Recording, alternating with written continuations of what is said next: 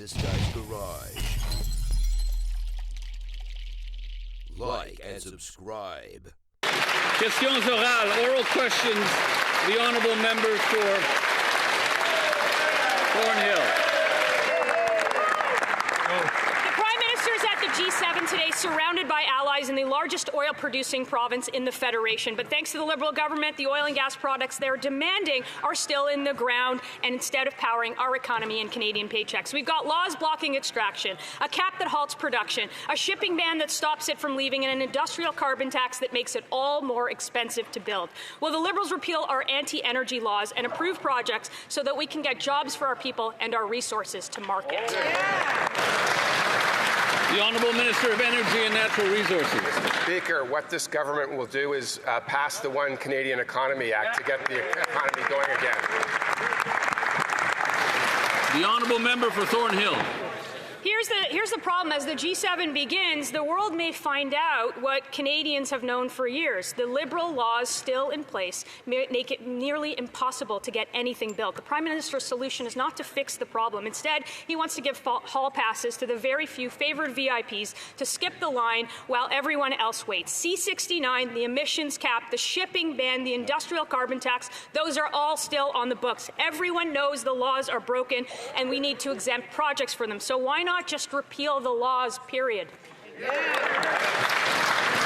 Honourable Minister of Energy and Natural Resources. Speaker, what my honourable colleagues should know is that the CEOs of the energy companies, the union workers, the rig workers are all supporting the One Canadian Economy Act, so it would be really great if they got on board as well.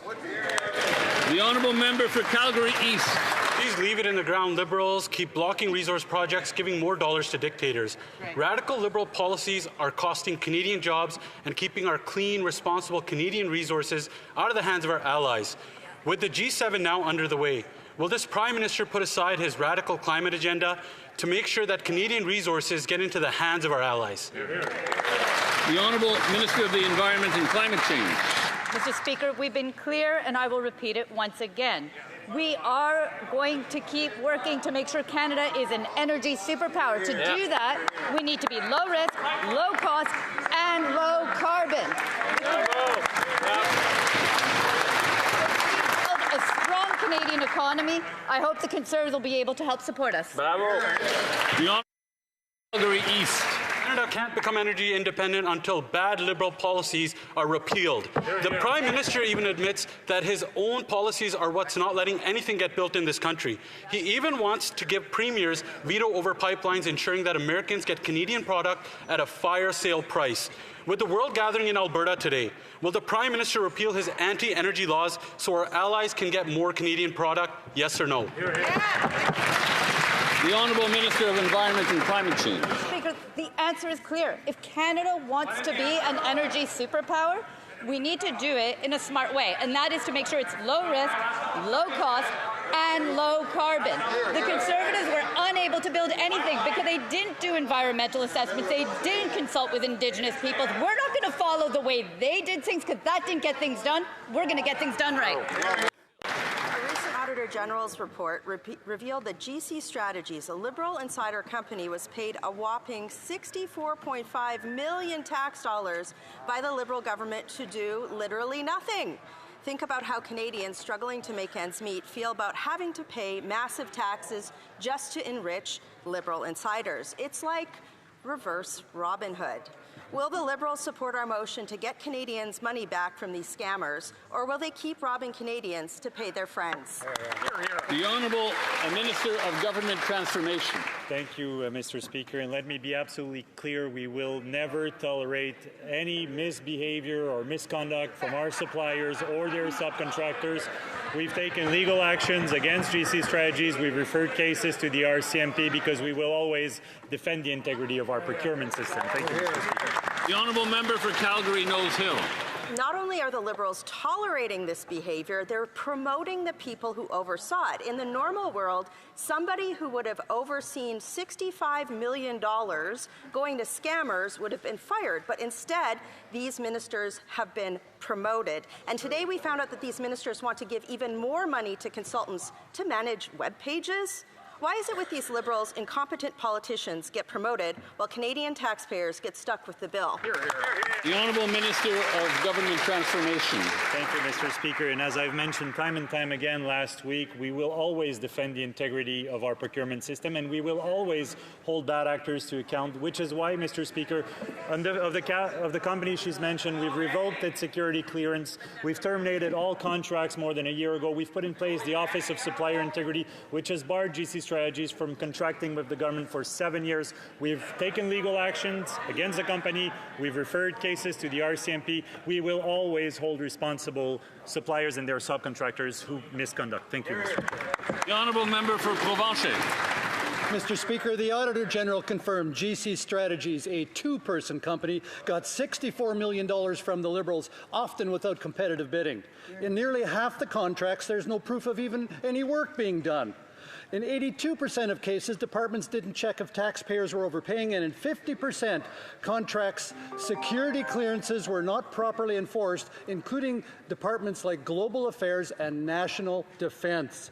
A total collapse of basic oversight, but taxpayers are still forced to pay, while Liberal insiders get rich. Will every member in this House vote to get Canadians their money back? Hear, hear. The Honourable Minister of Government Transformation. Thank you, Mr. Speaker, and we will never tolerate misconduct from our suppliers or their subcontractors. We've taken legal actions against GC Strategies. We've referred cases to the RCMP, Mr. Speaker, because we will never tolerate misconduct from our suppliers. Thank you, Mr. Speaker. The Honourable Member for Provencher. That's right, Mr. Speaker. GC Strategies is under RCMP investigation. The Auditor General exposed millions paid without proof of work, without oversight, and without security rules being followed. And the ministers responsible? They didn't get fired. They got promoted, rewarded by this Prime Minister.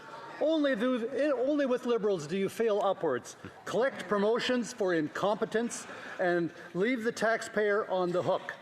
Same scandals, same ministers. Why is Liberal corruption always rewarded while Canadians get the bill? Good question. The Honourable Minister of Government Transformation.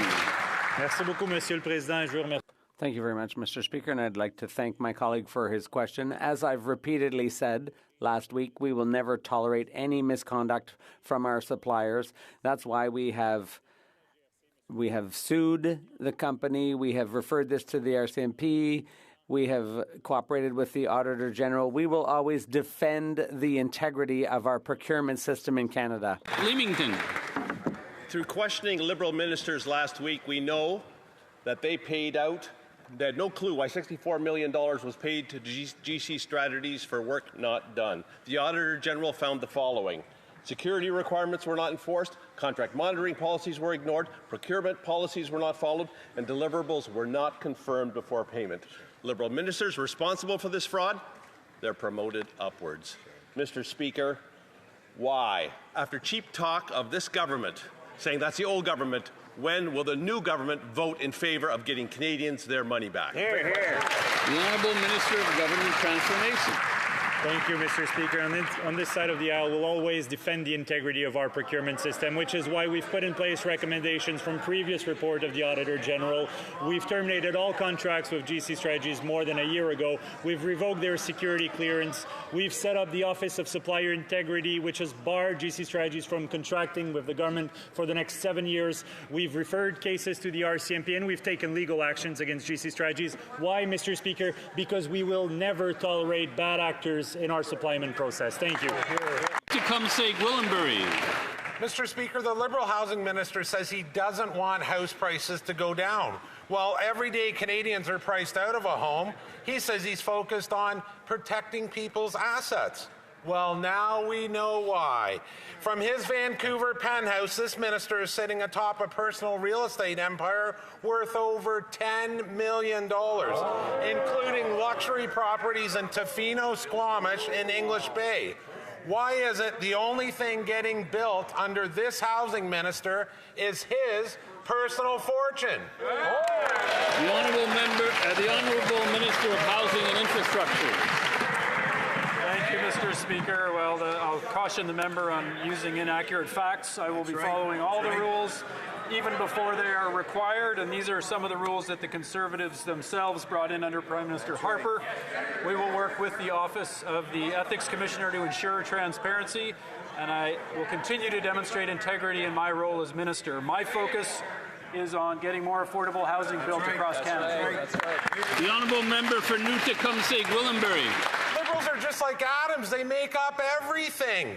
More Canadians than ever are watching the dream of homeownership slip further out of reach. But this housing minister isn't focused on solving the housing crisis because he's profiting from it. The average home in Canada now costs $680,000, $1.2 million in Vancouver. Rents and mortgages doubled, housing starts are down, so why is the minister more interested in protecting his real estate empire than ensuring Canadians can afford a home? The Honourable Government House Leader. Settle down. The Honourable...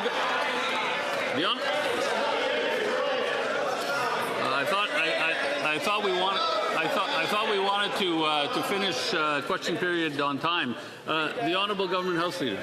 Mr. Speaker, the Minister of Housing, indeed all ministers and members of this House, live under some of the most stringent ethical requirements that require disclosure and transparency. As that member knows very well, the Minister of Housing is obviously complying with all of those rules, will continue to do so, and at the same time, he will continue working on providing housing opportunities for Canadians. That's why he's there. That's what he's going to do. The honourable member for Leeds, Grenville, Thousand Islands, Rideau Lakes. You'll have to excuse us if we don't take the party that's been known for serial ethical lawbreaking at their word when the Minister of Housing, who said that house prices don't need to come down, is sitting in a $2 million penthouse on a multi-million-dollar real estate fortune while he's telling Canadians that they're okay to just stay in their parents' basements. Wow. Canadians want to know why this minister wasn't transparent, didn't answer the question in Committee of the Whole, didn't answer the question when the member previously asked, and we don't think that he answered it honestly when he gave an answer to the Ethics Commissioner. Why won't this minister come clean and tell Canadians the truth?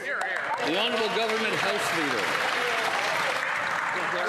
Mr. Speaker, the minister quite literally just gave the answer on the floor of this House. That member knows, as do his colleagues, that we live under ethical guidelines that are among the most stringent in the world. They govern all the members of this House. That minister is in full compliance with all of the rules. That member knows better. The honourable member for Dufferin-Caledon. He's in compliance with his multi-million-dollar real estate empire. That's the only thing he's in compliance with while people are living in tent cities. This minister has said the housing market is working just fine. This from a real estate tycoon. While he has a $2.4 million penthouse in Vancouver, a $5.6 million lakefront property, and a $3 million estate in Tofino. You think housing prices are going to go down? No way. It's not in his financial interest for them to go down. How can anyone believe this minister will do anything for housing when it's in his vested interest to keep his real estate portfolio high and Canadians in tents? The Honourable Government House Leader. The minister is literally spending day and night, 7 days a week at creating opportunities in housing for Canadians, while at the same time being in full compliance with the strictest ethical obligations faced by public office holders in the world, Mr. Speaker. You know that. Those members know that. We are in full compliance. That will continue to be the case. The honourable member for Parry Sound, Muskoka. Mr. Speaker, the Liberals' own housing agency's latest numbers on housing starts are out, and they are bad, particularly in cities that received money from their Housing Accelerator Fund. For example, Vancouver, they got $115 million. Starts are down 10%. Kelowna got $31.5 million. Starts are down 33%. On May 13th, the latest housing minister claimed that he wanted to build on the housing successes of the last few years. What success? When will the Liberals learn that bureaucrats don't actually build houses? The Honourable Minister of Housing and Infrastructure. Thank you, Mr. Speaker. As the member opposite will know, there are months monthly fluctuations to the housing starts across Canada. That's right. And there's really good news in the CMHC report, Mr. Speaker. We are on an annual pace of almost 280,000 housing starts this year, which is almost a record. And we won't stop there, Mr. Speaker. We are focused on doubling housing starts in this country over this next decade, and we will stick to that goal. The honourable member for Parry Sound, Muskoka. Well, it doesn't just stop there. Hamilton got 93.5 million. Housing starts there are down 50%. Toronto got 471 million. They're down 58% there. Guelph got $21.4 million, and housing starts there are down over a whopping 78%. Whoa. Yet the Liberal plan is to continue spending on city bureaucracies, and now they want to build a third federal housing bureaucracy.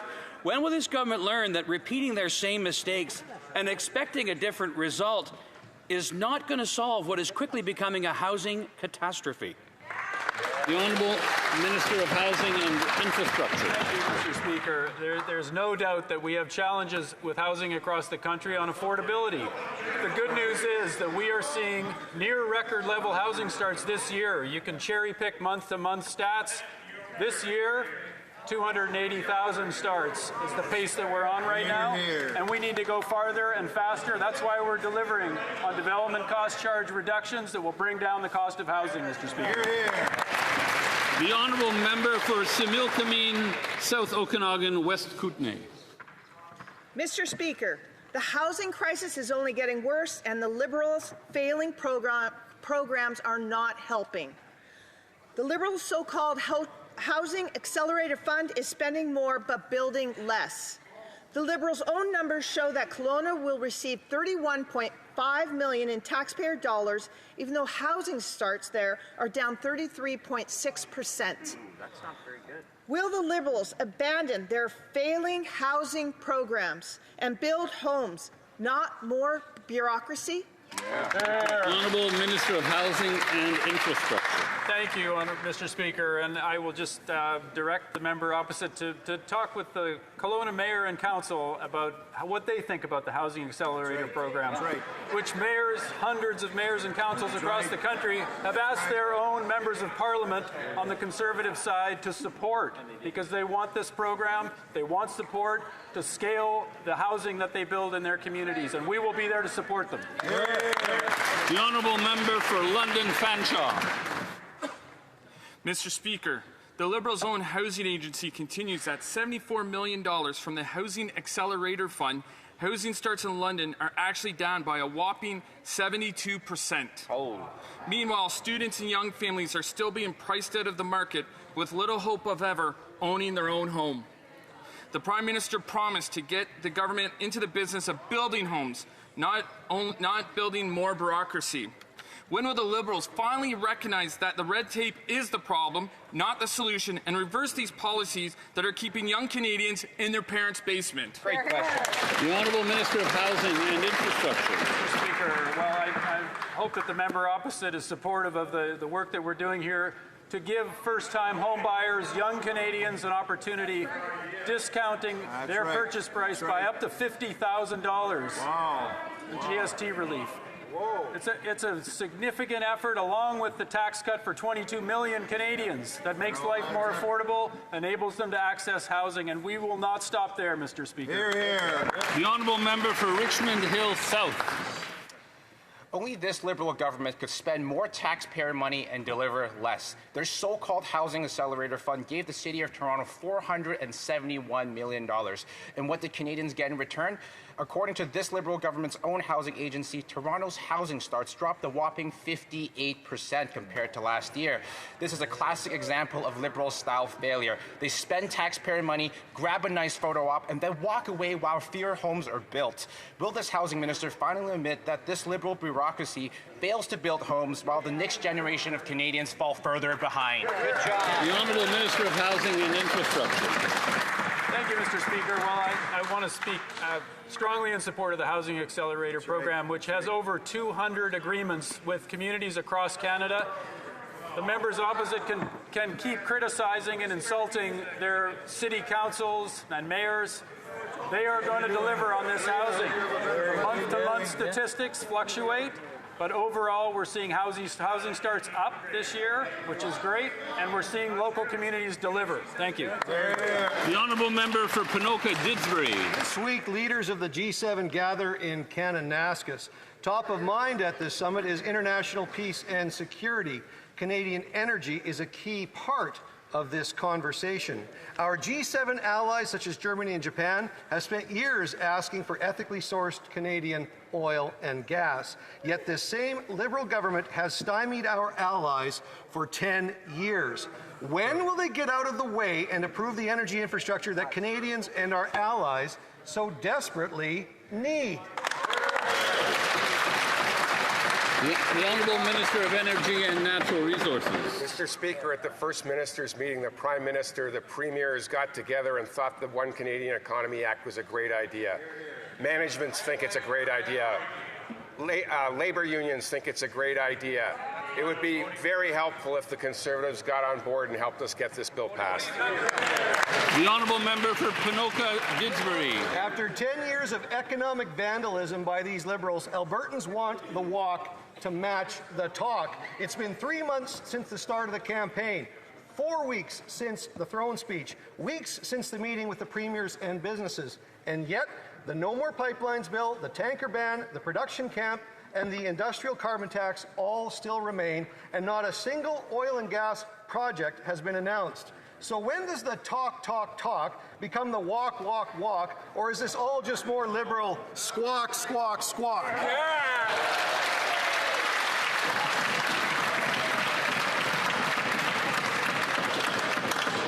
The Honourable Minister of Energy and Natural Resources. My honourable colleagues will get an opportunity later this week to put their money where their mouth is and vote for this bill.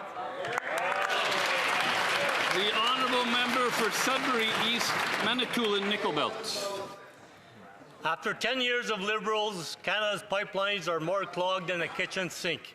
Thanks to anti-energy laws like C-69, the No New Pipeline Law, the job-killing production cap, and the industrial carbon tax.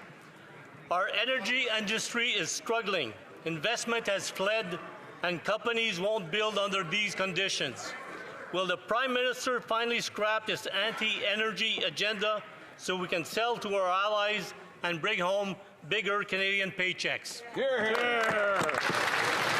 The Honourable Minister of the Environment and Climate Change. When Canadians elected this Liberal government, what they asked for was for us to be able to build a strong, united country. What I hear from the opposition is division. That's not what Canadians want. What we saw when the premiers and the prime minister sat down together was how we're going to build together. I hope that they're going to support our Build Canada Act so that we can actually get the job done. Let's go. The Honourable Member for Cloverdale Langley City. Mr. Speaker, I attended the Public Safety Forum in Surrey this weekend, and I have to say, I felt like we were living in a violent video game. Reflections Banquet Hall shot up. Hub Insurance shot up. Strip Mall shot up. And now in Fleetwood, an honest businessman has been gunned down in his office in broad daylight, possibly tied to extortion. The message from these criminals is clear. Pay up or your family will pay the price. And what's the government doing? Wasting hundreds of millions going after licensed gun owners while gangsters roam free. Will the Liberals commit to protect Canadians from violent extortionists? That's right. The Honourable Minister of Public Safety. Mr. Speaker, first off, I had the chance to meet with the Mayor of Surrey just recently and talk to her about the concerns in her community, as well as many of the members that represent Surrey that are in the House today.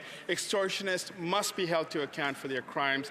We will act decisively to strengthen the criminal code and move aggressively to protect victims by making bail laws stricter for violent and organized criminals. Extortion with a firearm carries a maximum sentence of life in prison, Mr. Speaker. We will always be there to keep Canadians safe. The Honourable Member for Cloverdale Langley City. Mr. Speaker, extortion is up 357%, and those are the ones we know about. In Surrey, criminals are shooting up businesses and bragging about it online because they know they won't face serious jail time.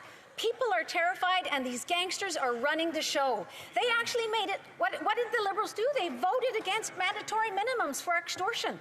They made it easier for violent criminals to get back on the street.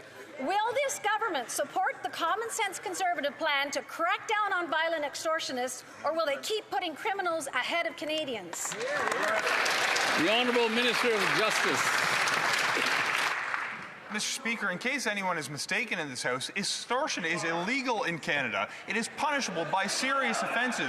Repeated extortion with a firearm is punishable by a mandatory minimum of 7 years imprisonment and a maximum penalty of life imprisonment. The criminal code reflects the seriousness with which we take this crime. We will do what it takes not only to punish criminals on the back end, but to give law enforcement the tools they need to prevent it in the first place. I hope the Conservatives will be willing to work with us to advance the reforms that will help keep communities safe.